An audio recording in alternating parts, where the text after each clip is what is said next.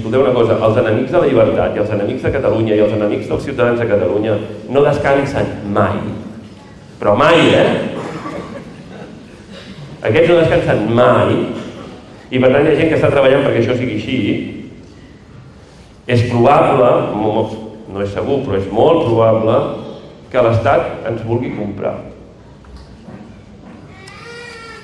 I l'experiència ens ensenya que a Catalunya, com a molts altres països del món, no només a Catalunya, però a Catalunya també, hi ha molts catalans que tenen tanta pressa per vendre's que es venen abans que els comprin i, de fet, de tan barat que es venen, es regalen.